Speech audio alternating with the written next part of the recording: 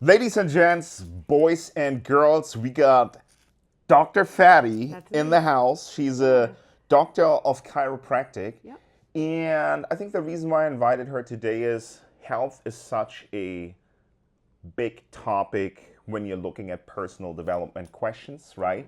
Because only when we lose our health, we question our actions. Yeah. So sometimes it's good to preventatively put some measures into place to stay healthy. Yeah. I hope Fatima can help us with that today. Yeah. But before we jump into things, give us a little bit of your background Yeah. and how you moseyed on into this, and then we'll Yeah, how I found we'll dive chiropractic. deeper, Cool. right? Well, Yeah. thanks for being here, Yeah. first of all. Thanks for having me. God, that's such a good question. And patients ask me all the time, how did you get into this, or how did you find chiropractic? And it's kind of a weird story. So, I was born in America, but my dad is from Iran, Yes. or Iran, depending on how you say it. The correct way is Iran. Iran. And so he ended up coming to America, I think, like around the Revolution time. Met my mom, and they had my sister and I. And so I just had like a interesting childhood because we went back and forth my entire life. Okay. And so I got to see a really big picture of the world and what's out there. Right. And so I knew, especially because I feel like, my Persian friends out there, you guys know, when you have like one or both parents that are Persian, you're going to be a doctor, a lawyer. That's fair. You're going to own a business, or you're going to like a scientist, right? Right. Occasionally like a nurse or a teacher, but that's what you do. So independent of my parents ever having any influence on that, I knew that I was going to be a doctor of some sort. Sure. And I was toying around with psychiatry. I thought that was interesting. What attracted you to psychiatry, first of all? I like the human mind. Sure. Same. I like the human mind. I think it's very fascinating. It's very interesting. What deterred me, though, is that, sorry, all the friends I'm going to upset her. By the way, I'm going to apologize one time. I'm probably going to ruffle some feathers. I cannot help it. I'm a straight shooter. I'm going to say Okay. it how it Okay. is. We like that. Yeah. We So- like that. Give it us. Yeah. Give us the unvarnished truth That's straight. exactly right. It's like permanent menopause on my end. I just say it when I think it. Yeah, it's true. So I thought it was interesting. It was the only field of medicine that you're just doing what you're doing based on symptoms, and it's drugs.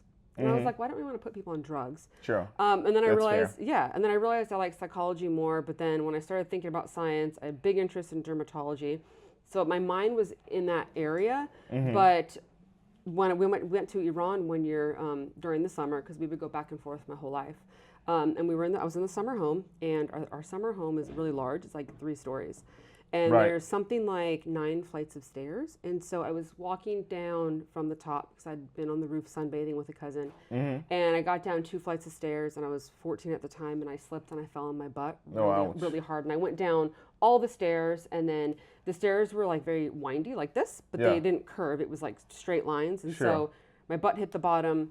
I got a headache. Didn't think anything of it, and actually shattered this glass pitcher. I cut up my leg. Okay. Didn't think anything of that, but I got a headache, and I was 14, and when I was 16, I still had it. 2 years later. 2 years, it was 24 hours a day, 7 days a week, this headache, and it sucked. I mean, it wasn't a migraine, but it was terrible. Enough to have an impact on your life, right? Huge, yeah. And so I used to tell my parents, like, I want to go to the doctor. Like, I have headaches, and this is something I didn't share with you already, but I loved opiates. I loved Percocet. I loved Vicodin.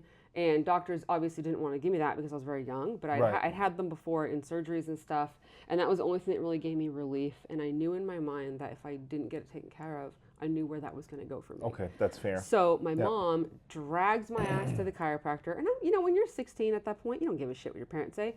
I just said to her, I don't want to go to the bone cracker. She's like, what? And The bone cracker. I called it the bone cracker. I called it the crack house for no reason. I didn't know anything about chiropractic. Well, you knew that the chiropractor was, doing Yeah. some cracking and. Totally. And I knew enough that I didn't want to go because my mom, when your mom tells you to do something, you don't want to do You it. don't do it when You you're don't do it. 16. So Unless you watch yeah. this channel and then, you do, yeah. Right. And this is so funny. You know how much I love coffee? The way that she bribed me is she said, we're going to go to the chiropractor. I'll take you to the coffee bean after. And I was Okay. like, fuck. Now I have to go because I want that Right. damn mocha. So she drags me to the chiropractor within 2 weeks. No headache. Totally Oh, calm. that's wonderful. Yeah, and so especially if it's been bothering you for 2 years, 2 years right? straight, no relief. It wasn't like 2 years, but half of the day each day. It was 24 hours a day, 7 days a week. I had this damn headache. So I saw the chiropractor for about 2 weeks. I went, I think, twice a week or 3 times a week the first week and the same the second. And then my headache was totally gone. And I couldn't even think about what I was going to do with my life. I just knew I was becoming a chiropractor at that point. So pretty That's lucky. super cool. Yeah, pretty lucky because I feel like a lot of people they don't find what they want to do really young. I think they say the average. If at all. If at all, yeah. I think they say like the average adult goes through something like 7 different careers in their whole life. And so I was very, very lucky that I was in high school and I knew I wanted to be chiro. And I just did it. So I like that. fast forward, yeah, I graduated chiropractic school and I started my own business 12 years ago.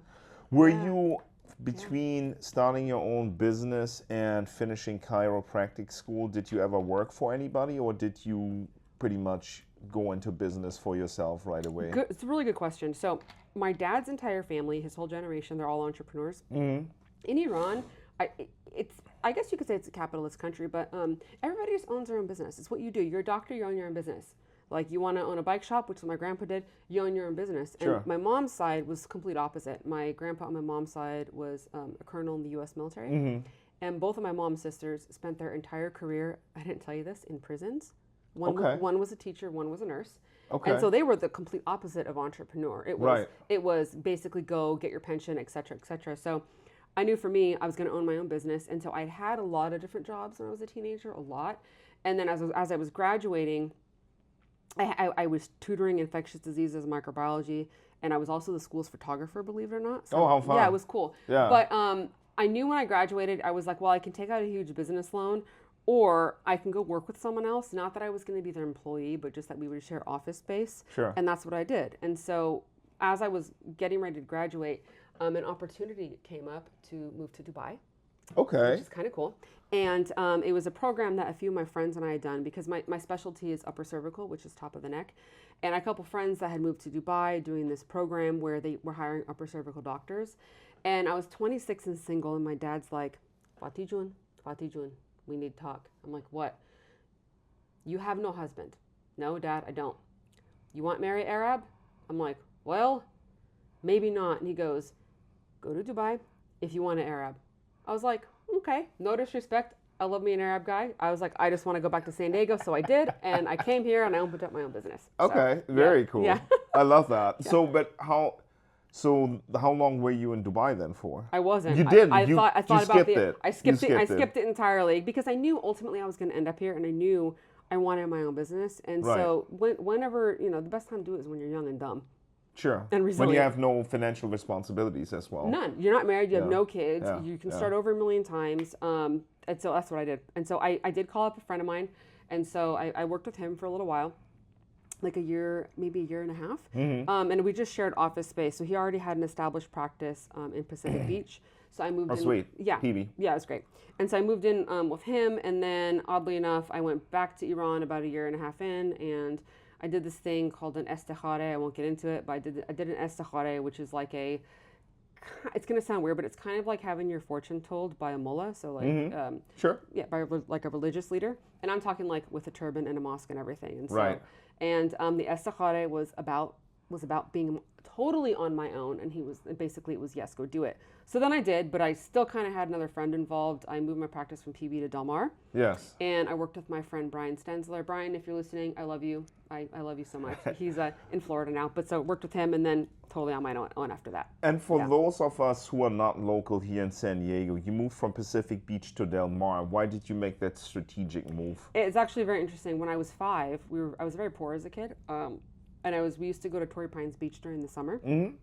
My mom would take us up there, and I remember being a little girl, 5 years old, and I said, because we didn't live in the best area, and when we'd go to Torrey Pines, it's pretty, it's wealthy, yes. It's nice, and so I told myself when I was 5 years old, I wanted to practice in Del Mar because I knew I was going to own a business, and so I was a very little kid when I decided it, and so I just did it. So you made the childhood dream come true. I did, which is kind of cool. That is cool. And so for those of you that don't know, Torrey Pines is basically a beach right south of Del Mar. Yes. Yeah, very pretty. Now, you have kind of a funny name, Dr. Fattie. Fattie, it's really funny. Can you give us the background to that? I totally can. So, I'm Persian, as you guys now know. So my name's actually Fatima, but in English, like white people can't really say it. White people just can't say my name, and so I got called all kinds of stuff growing up because people couldn't say Fatima, And so I always went by Fatima, since, Right. you know, that's kind of what I translated it to. But one time I was at the office in PB, and my very good friend Max came in Yes. and screamed from across the room, "Max, I love you for this." And there's a portion of that that's love hate. And he yelled, "Dr. Fattie." Dr. Fattie. And it never went away. Okay. Yeah, kind of like how J-Lo, did you know that's how she got her name? So No. her friends started calling her J-Lo. Or her friends, excuse me, her fans called her J-Lo. Okay. She was always Jennifer Lopez, and people were just like, J-Lo, J-Lo. And she's like, okay, wow. So Dr. Fattie, that's how it happened. Dr. Yeah, Fattie. and And now the white people can remember your name? The white people remember my name, and thank God it is motivation to be thin. Woo! Yes. Because let me tell you, I would be up shit creek if otherwise. But my fiance, he won't call me Fattie. I've noticed that like guys I date are like, Yeah. I can't. They're call you. uncomfortable with calling you Fattie. For sure, they can. Yes. But my patients have no problem. Yeah. And some of them even come in and they're like, hey, Fattie, or Dr. Fats, or Fats. I go, anything. Basically, I'll answer. I like it. That's hilarious. So tell us a little bit more about what a chiropractor actually does and the approach that you take to help clients with their health. Earlier you said, Yeah. I don't want to be that person who just prescribes pills for symptoms. Yeah. I want to have an impact at the root cause, Yeah. solving health issues, Totally, right? yeah. So yeah, give us a little bit more about So- your train of thought on that. So what a lot of people don't know about chiropractic is, oftentimes they think, okay, you do the back, or you do the neck, or you do the shoulder, and that's not. Or you're a fault. bone cracker, as you said earlier. Totally, which really you can't even crack your bones. That noise, Right. that noise is just gas coming out of the joint capsule. That's Yes. what that cracking sound is. But chiropractors, we actually do the nervous system. Okay. And so we care about nerves. It's just that our nerves and our nervous system, like the nervous system is your brain, right? The spinal cord and all the spinal nerves. And because they live deep in you, like the spine surrounds it. And so that's why when you go to the chiropractor, they look at things like posture, your gait. Some of them do nerve scans like how I do. We do x-rays and MRIs because we're looking at the structure of your spine because that dictates the function of your nervous system. The difficult thing for people to grasp, which has really helped me weave that path into why I practice the way I do, is that, as I mentioned to you earlier, the nervous system is not really tangible, right? Like your skin breaks out, like you have a crappy foot, you go to the dermatologist, you go to the podiatrist, but your nervous system, it's like, I mean, it's like, how do you really gauge what you're doing? And that's where people, I think there's a disconnect. Like, I want to be healthy because people now live to be 100, 100 versus 100 years ago, we died at 50. 100 years ago, who cares? Fact. Who cares what your nervous system was like 50 years ago because... You only lived till 50. Yeah, that's it. You fell off a horse and you died, or God forbid you were a woman and you had a kid, you die on childbirth, you get puerperal sepsis, but now people live longer. And so I really help patients, and I always tell people this, my goal is to make you not need me. You're always going to need me to an extent because you're always going to have a nervous system, but the goal is for me to correct your spine, get it to hold, and then give you as much as possible to do out there in this thing called life to where you don't need to continue coming back as often as you would think. And that's understandable. Because people live longer now, right? And so, I see people that come in, and guys, no disrespect, are notorious for this, where, it's like they work a lot and they're smoking and they're drinking and they're having a party and maybe they make a ton of money. And then, they go to the gym and they deadlift 100 pounds. They feel like a wimp. They throw their back out. They come in and I'm like, okay, well, we got to fix this. And they're like, oh yeah, well, I'm busy and I'm just going to come in once or twice. And I'm like, okay, but what's that look like long term? And I have to explain to them, right now you might hurt, but you're like, let's say 40 versus when you're 70, do you want to be able to pick up your grandkids? Yes. Because at that point, it's really too late. Right. It's hard when I see somebody who comes in 80 years old and they're bent over and they've done everything wrong. They've smoked, they've drank, they're overweight, their spine is trashed, and they're like, I have no quality of life and I've been suffering for 20 years. And I'm like, I mean, you sleep in the bed that you made, right?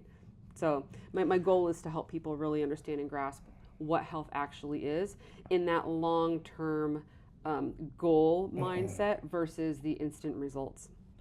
And I think that is such a valid and good point, and it's also particularly challenging because, yes, we sleep in the bed that we make, and at the same time, we don't necessarily know what it takes to make a good bed, if that makes any sense. Very true. Right? Because not only is it not 100% clear how we should make our bed, but there's also so much information and misinformation Oh yeah. because there's a lot of money going into health from people who like to continue to sell you pills, Oh yeah. from people who like to continue selling you highly processed, unhealthy food, Yeah. and from people who like to continue selling you vapes and cigarettes and all that stuff. For You know, sure. not to say that everything is bad all the time. You know, I Yeah. think from my perspective, if you're doing 80-90% of the correct work, you can go out and party and You for sure can. have a It's little fun. moderation. But what does that look like to you when you're teaching health to clients in a little bit more detail? What do you mean? Like, what does it look like? Yeah, so for example, like, I mean, you must see clients with similar behavioral patterns that lead Oh. to bad health. Oh yeah. So rather than just adjusting them, right, Yeah. if that's even the right word, Yeah, it is. but rather than just adjusting them, what else do you discuss with them? What else? What other levers do you pull for your clients to have more of an awareness and to stay healthier? Um, well, it's a lot of things, and so I practice the upper cervical model, but I also do what's called corrective care. And so when people first start seeing me, it's a really detailed initial workup where we're like, okay, here's your goals, here's what you want to have long term.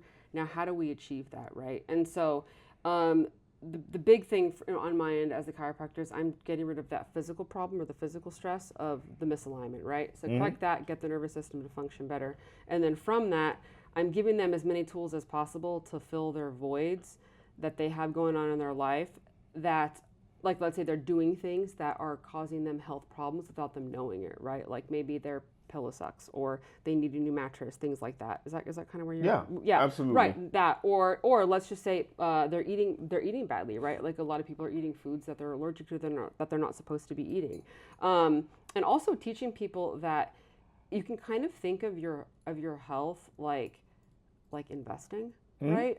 That when you, let's say somebody's going to open up an IRA, I mean, you're the finance guy, right? Like open up the IRA, they're going to open up a savings account and they want it to grow. Sure. And they want to have a certain amount of money in the end.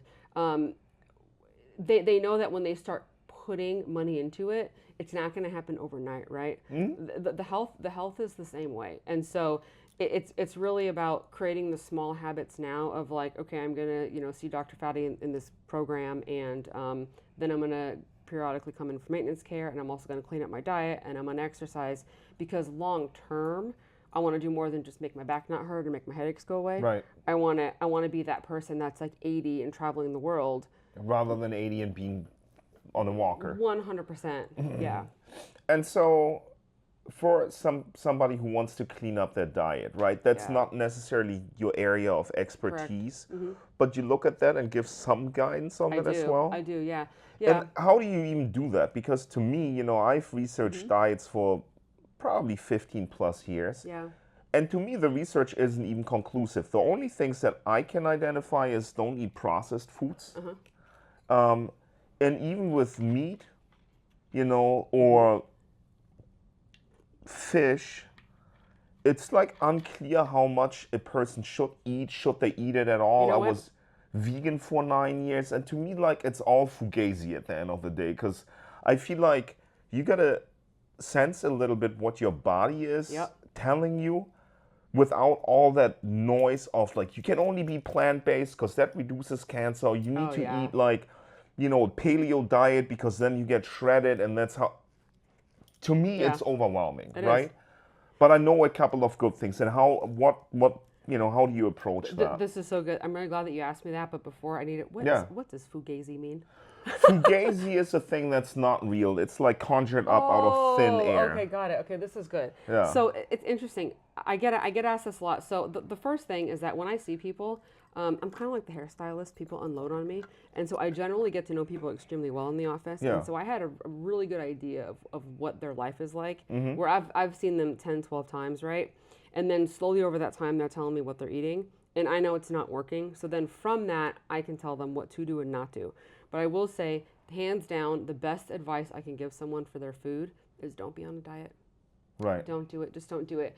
The easiest thing is just shop on the perimeter of the grocery store and try not to eat processed things, and you're going to be fine. Right. Then if people do that, And when you say the Yeah. perimeter of the grocery store, Yeah. is that where the fruits and veggie Correct. aisles are? Is that Correct. what you're referring to, rather than the the aisles. aisles in between that have Campbell's soups and like Heinz ketchup? Absolutely. Okay. Yeah. And so I always tell people if it comes out of a box, you probably don't want to eat it. If it comes out of a package, you don't want to eat it. And if it has a list on it, Of ingredients that you can't identify, you don't want to eat it either. correct. Or even better, if you can identify them, but you're like, oh shit, I used that in chem class in high school. That's what that is. It's just basically stay away from it, right? And so Right. I am the queen of everything in moderation. Like even as a chiropractor, people look at me and they're like, oh my God, you're the epitome of health. And I'm like, well, thank you. I feel like I am because I do like walk the talk, but I'm also Iranian. I smoke hookah. Right. I don't do it all the time, but I do it sometimes, right? Right. I might go out and I might have the occasional, silver tequila, right? Yeah. But it's the moderation that is really the best thing to kind of stick by, because anything extreme like putting $100 in your IRA and then starting a gambling habit and thinking that you're going to grow a lot of money isn't going to work, right? Health is the same way. Don't go on the extremes. Just do those little baby steps. And I always say, be very in love with the process. Be very in love with the process of being healthy, and versus the result of being healthy, if that makes sense. Well, and I to just affirm that I feel like it's challenging oftentimes for people who go on diets, because then you deprive yourself of what you're really looking for, and then you see people yo-yo, right? They lose a lot of weight, and now they're done with this, and they're like, oh my God, let me pound this burger. I've been craving so much. And next thing you know, they overshoot their weight. Totally. So it's like this yo-yo effect, but what I've seen is it's much more sustainable to have a system in place, like really is. shopping in the periphery or in the perimeter of the grocery store. For sure. And being just a little bit more mindful of... It's so true. It's like when people see me, I've had people that come to see me and they're like, yeah, I saw the last chiropractor one time and it didn't help. And I hear that and I'm like, oh my God, I want to hang myself. You hurt for 20 years and you went to the chiropractor one time and you expect a goddamn miracle. Right. I'm like, I don't, but if you Where's the disconnect, right? Yeah, and the disconnect, it goes back to the instant gratification. It's and also too, pain in particular, when people hurt, it's really motivating. You'll do anything, you'll take that pill. No. But it's difficult to be like, well, I'm a little bit fat, but do I want to, I'm at happy hour with my coworkers, do I want to stop at 2 drinks, that way I can go to my CrossFit class tomorrow, or do I want to say I'm going to go ahead and have 7 drinks and I'm going to sleep in and I'm going to miss my workout? Right. Right? That's why the moderation is so important. Yeah, and I feel like moderation also helps with happiness. Oh my God, yeah. If you're putting yourself in such a restrictive environment 24/7, it almost feels painful for the majority of us. And it's painful for the friends around you. Like, nobody likes the friend that you want to go out once in a blue moon and it's their birthday and you're like, hey, do you want to split a piece of cheesecake with me? And it's their birthday and they're like, no, I'm going to have a carrot. And it's like, come on. Yeah, Like, for real. For real, nobody wants to Don't be that person. Yeah, don't be that. Don't do it. Just don't do it. It's not really worth it. No. Yeah. What are some of the other things that you see people do consistently wrong or are struggling with consistently, and that where you feel like you can have a big impact on their health? Oh God. Okay, so are you asking me in the vacuum of health, right? Okay. Yes. So I would say, so the biggest thing that I see that's an inconsistency with people, okay, is that they don't really understand and know what their limits are long term. And so what I mean meaning like they live a very high stress lifestyle, right? Like let's say they're married, they're an entrepreneur, right? I work with all the entrepreneurs where they're working the 90-hour work week, right? Right. And then they're not eating right on top of it, and then they've got 2 kids, and then they've got a partner that they can't stand, and they let everything come to that breaking point before saying, okay, I need to fix this. How do I fix it? And then they come to me and they're like, why, my life sucks. How do I get out of it? And I'm like, okay, well, first of all, we have to break down each of those areas.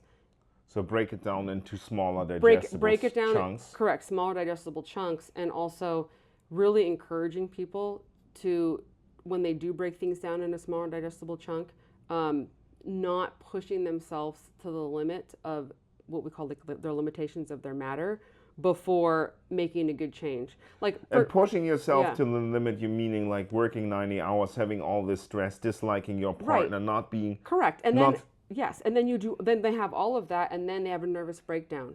And now they're forced to go to Thailand for 2 months because at least, yeah. yeah, because their body is like, well, you didn't make time for wellness now, so now we're going to force you to make time for sickness.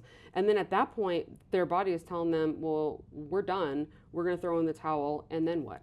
Then they have to rebuild from a place that's literally sub-zero in a way, because it's below their last but it's below where they were effectively. And so I always think of like healthcare and getting well kind of like the stock market minus the 1920s depression.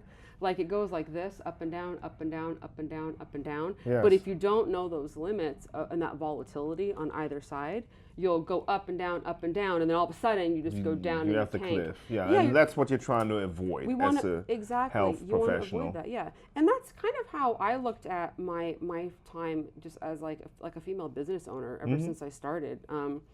When I first graduated, I did not have really any financial support except my parents let me live at their house for free. Sure.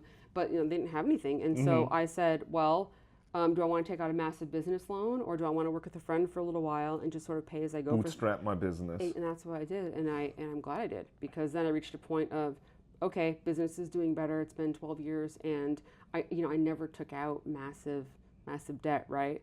And so by me knowing, hey, I know that I don't do well with a lot of financial debt, and I already have a huge student loan that I owed $200,000 on. I knew that if I did take out more debt for my practice and I went like all in, so to speak, that your stress level is increasing exponentially. Right? And then I knew that I was going to have that tank, right? And I knew that I wouldn't be able to handle that. Do you ever treat a regular, let's say, general family practitioner, a doctor? Do you treat those as well? Oh my God, yeah. Like an MD? Oh yeah. Yeah. So what would be interesting for me to know is I feel like, as an MD, you go to medical school, you're really like a symptoms treater, more or less, rather than a preventative type care, healthcare practitioner. And so now you're treating these people that are actually physical or medical doctors themselves. What, and I feel like too, or I believe looking at their lifestyles, right? Medical school is a very expensive, very stressful too, proposition. And then secondly, it's stressful, studying for all those tests, your MCAT included, and then getting through that, then having residency, which is like no joke, where you're working 2-3 days straight. Slave labor. And so what do you see with them, and how do you help them? I mean, obviously, like... what's so cool? Yeah. MDs are some of my favorite patients. Oh, interesting. And they, healthcare in general, especially my generation, we're on team, all of us. Like, it's very rare for you to find like one healthcare provider that's like, ooh, I don't like XYZ form of healthcare, right? Like you don't see that. Like it's very rare for me to find an MD that's like, I hate chiropractic. Like you don't see that, right? Sure. And so I would say my MDs are my favorite patients because when they come in, they never expect a miracle. They're very realistic about expectations. Every single one of them knows it's a long-term game. Yes. And they themselves are, in an interesting way, they're preaching the same thing I am to their patients. Right. It's just that for them, they do practice in a crisis mode, and that's okay. Sure. It's okay and it's good, but they themselves don't want to be in that route. For example, I've never taken care of an MD that takes their medication. I've also never takes what? Medication. Huh. I've also never taken care of a pharmacist that takes medication. Isn't that funny? You have to ask yourself why. It's right? more than funny. That's very interesting. It's interesting because they know that it's not actually going to correct anything long term. Now, I do believe, even as a chiropractor, like I'm pretty straight edge with how I live and my beliefs and stuff, but I do believe that things like medication are really there for a great reason. But the only thing, and this is not my words, it's my ex-husband's words, who was a pharmacist. The only thing curative is an antibiotic. Yeah. Nothing else is. So, for example, if you see your MD and you're overweight and you know it, and your back hurts and you know it, and let's say you're a man and you have impotence, and your wife is sick of you, and you feel bloated, and you look down and you're like, ooh, I got a 1-pack. It used to be a 12-pack. Right. How do I fix this? Right. You know that if you go on the blood pressure meds, that's not a long-term solution. Like, I can do this, I can get the number down, but am I still going to feel horrible? Am I still going to function the way I am? Yeah. Yeah. So I will say, you kind of mentioned it earlier, but with the advent of the internet, and all the information out there, I will say people are really waking up. Like I have more and more people that come to see me now that are like, I'm like, what are you in for? I don't know, it's just good for me. I want to live a long time. I want to be retired and I want to travel the world, and I don't want to have I just don't want to have problems, right? Okay. And so more and more people now, I would say, get it because of the internet, because all that information out there, helps them educate themselves in a way. Now, with that said, and you probably know this too, being in finance, I call it the University of Google. You can also find things on the internet that say putting bird shit on your head is a good idea. Of course. Yeah, and of so course. of course take it with a grain of salt. Especially if you spend a lot of time on certain social media platforms, right? It's very, very true. Yeah. But that's such a good point. Maybe let's redirect this a little bit and give the audience some practical tools. Now that we've talked about some of the pitfalls and how you help correct them and, the things that you have seen. But since we're talking about personal development, people are in need for some practical tools. And the first one that you've pointed out is not directly related to what you do with people, but it's eating a more wholesome diet, right? Shopping in the parameters of the grocery store, having unprocessed foods, foods which labels you understand that probably don't have more than 10 or 5 ingredients. Totally. So that would be one thing that I observed here. But like, are there any other things that people can work on themselves at their own pace? Yeah. So I would say, if I look at that from the nervous system standpoint, because knowing me, like chiropractors, we're healthcare providers, and so people see us for a lot of different reasons, and so we're doctors. We know a lot about a lot of health. But if I answer that question without going on a tangent, just in this space of what are some practical things I can do for my nervous system, I would say stick to everything you do in moderation, and don't ever do something because you have to do it. What I mean is, people say to me all the time, like, Fatima, you're really skinny. Why do you do CrossFit? You're already skinny. And I'm like, you don't get it. I do CrossFit because I love it, but also because I don't want to be a fat person, right? I don't want to live up to my name, so to speak, right? So when it comes to the nervous system, I tell people, okay, let's say maybe you feel like you're relatively asymptomatic. Maybe you want to see a chiropractor once in a blue moon for a headache, but it's not that bad right now. Maybe you'll wait and you'll do it in a few years from now. Don't wait and do it in a few years from now. Just go now. See what you need. Go once or twice, because then your nervous system is always going to be in a state of balance, and then you won't ever feel like you have to go, right? Understood. For example, let's just say you're going to have a really busy work week, right? Your nervous system is going to be taxed because you're going to have to think a lot. You're going to have to, let's say you have meetings, all week, and your boss is down your throat, and then you have a presentation to give, right? Then that's the week that you say, okay, I don't want to overdo it. I don't want my nervous system to get too stressed out. What are some things I can do to make sure I don't reach that point of being worn out and really broken down, and then needing that vacation in Thailand? Is say, okay, well, maybe I shouldn't go to happy hour on Friday. Maybe I'll call up that friend and say, instead of going to happy hour, let's go to yoga on Sunday. Right? I feel that, yes. And so replacing some unhealthier habits with a healthier habit. That you still like. That you still like. Right. And so I feel that, yeah. So especially like if you look at, like I always tell people, work out. And they're like, well, what should I do for a workout? Let's say they're really sedentary. Right. My answer is always the same. It's, what do you think you should do? What do you like to do? Yeah, and I don't think you start running a marathon if you have been very sedentary. No. Right, a 15-minute walk is much more reasonable. And I think that's what people don't get, that every motion matters. I walk to work every day, and every day I get more than, I'd say 90% of the days I get more than 10,000 steps in. Yeah, it's huge. Right? That's a pretty decent number. It's a really decent but it's number. not unattainable, right? I did it even when I didn't walk to work. So then walking is easy on the joints, it's motion. Now, will it help you lose 100 pounds? Probably not. But it'll help you, it'll prevent you from gaining it, maybe. Yes, it will prevent you from gaining it, and it keeps you mobile. Totally. Right? And that's why I tell people too, like, do little things for the nervous system. Like if they've had a day that they've had a lot of stress, when they come home, don't do things that are overstimulating, right? Like if you know that you're like me and you like to watch a murder documentary at night, but you've had a rough week, maybe. And you can't sleep well. And you can't, maybe read a book instead.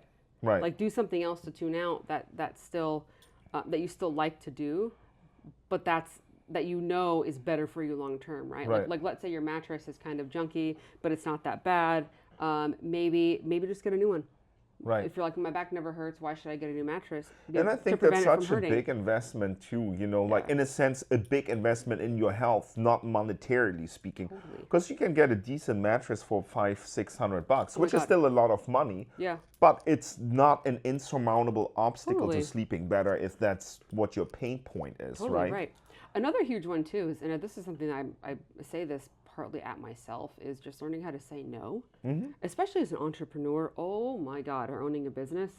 It's very easy for us to, like for us in particular, we have to be very, very disciplined for what because we don't just show up and get paid, right? Right. Our lifestyle it just functions differently, right? But so learning how to say no to stuff, like whether that's a friend that wants to get together and hang out, and let's just be real, maybe you don't like them that much, or maybe let's just be honest, your social battery is done for the week. Right. Maybe you only have time for one social outing that week, and then you have that one friend that likes what I call the California flake, and that they missed that one outing. So then they're like, when do you want to get together? It'd be like, yeah, sorry, you missed it, like next month. Like, right. And so just saying no to things that you don't really want to do. Yeah, I love that. Yeah, you have to. Yeah. And then also like being okay with being selfish. It's a big one too. Yeah. Yeah. Being okay with being selfish, that makes a lot of sense. No, those are some very good and actionable points.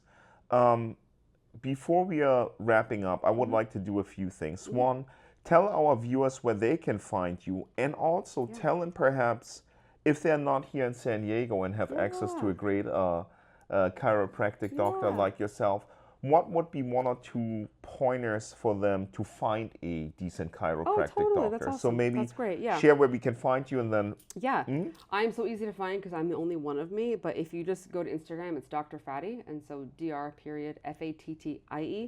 Dr. Fattie. That's me. Thank you. I'm the only one. You can find me there. You can also find my website. I think it's on my Instagram too. But you can find that there. And then if you're not in San Diego and you're looking for a great chiro, what I say is this: first thing you should do is ask your friends who they see. So a referral from friends. Yes, and also to ask your friends that actually are healthy who they see. Yes. Because it's one thing to ask your friend who they see as a hairstylist, but you actually hate their hair. Don't. I feel that. No, it's very intuitive. It's very true. It makes sense what you're saying. Yeah. Yes. So ask your friends who they see, and then when you do find or get a couple names down, check out their website and just see a couple things. See, do they do something corrective, and do they take care of your type of person? For example, like a lot of chiropractors do really well with let's say autistic kids, right? And so you as like how old are you? 40? 47. Okay, so we'll just say 40. Cap you 40. Let's say, should a 40-year-old guy, let's say, see the same chiropractor that little autistic kids see? Well, maybe, but maybe not, right? So finding someone that takes care of your type of person. That's really who you want to see. And then also I'd say check out their reviews. Yelp is a good one. Actually, Yelp, I don't think Yelp is a very good one anymore because I'm pretty sure they throw out reviews. I'm convinced. I can see that. If you don't advertise with them. And so, right. And so I mean, Google reviews are there too. Yeah, I would say go to Google and then call up the office and just ask them questions. Be like, hey, can I come in for a consultation? And when you go in there, see what the vibe is. And then see what the vibe is. Exactly. Yeah. Another thing you can do too is chiropractors, we're an interesting group of people. We're very friendly with each other. And so I know chiropractors really all over the world now at this point. And so you guys are also welcome. Even if you don't live in my city, just send me a DM anyway and give me your zip code. Give me the zip codes that you live in, and then the ones that you kick in. Thank you. Yeah. And thank you for offering that. Yeah, and then I can send you some contacts for some ones in your area that you might like. Cool. Yeah. Thank you so much for that. Yeah. And before we completely wrap it up, is there anything that you would like to leave our audience with? Like just any last thoughts or ideas? Oh, this is so good. Oh, this is so good because you didn't ask me this earlier, so I didn't have time for my little peanut brain to think about it. Okay. And this could be a thought about anything, or it can be a thought about anything. Anything you'd like to leave the audience with. Yeah. Yeah.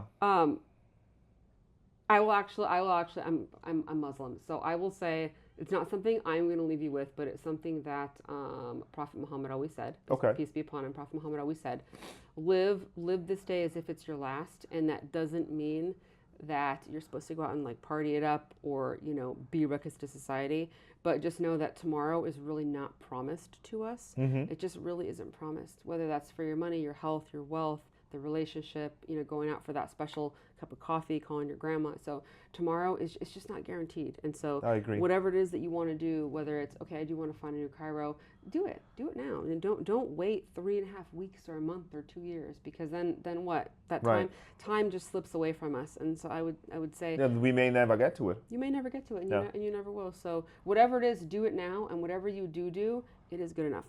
It's good enough. Like if you're going to go to the gym and maybe you don't really feel it and you feel like you're at 50% capacity, that's good enough. Yeah, you're there. Yeah, you're there, exactly. So I'd say that's it. Very cool. Yeah. Thank you. Thank you. Yeah. Thank you. Thank you. Thanks for having me, friend. Of Appreciate course. it. Yeah. Well, ladies and gents, boys and girls, we Yeah. had Dr. Fattie in the house. That's me. You're the best. Thanks for having been here. Oh, thank you for having me. Yeah, You're the best. absolutely. Yeah. Guys. Yeah, any questions, please leave them in the comments. I'll do. funnel them her way and we'll Yeah. answer them for you. If there's anything else you'd like to know Yeah. about the chiropractic business or the chiropractic, the practice, or any health-related Anything. questions, Yeah, ask me. Dr. Fattie can, be reached at her Instagram, which we'll leave in the show notes as well. Yeah, Thanks so much for tuning in, not turning in. Yeah. And we'll see you Until next time. on the flip side. Bye. Peace. Yeah.